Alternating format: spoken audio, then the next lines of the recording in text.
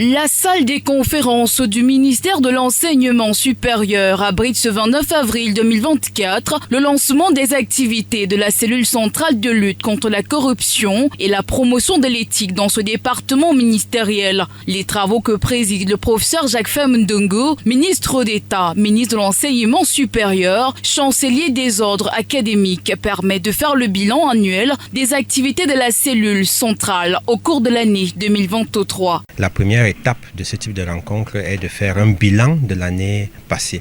En 2023, la cellule centrale a produit un certain nombre de rapports et mené certaines activités.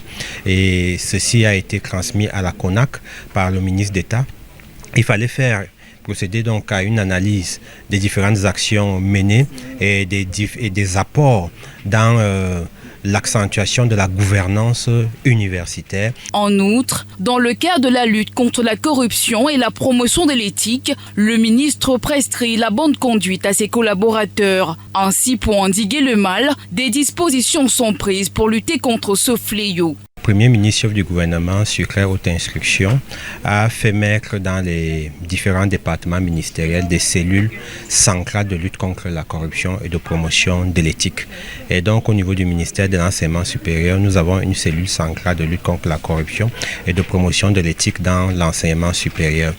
Nous avons un certain nombre d'innovations qui ont été relevées durant cette réunion.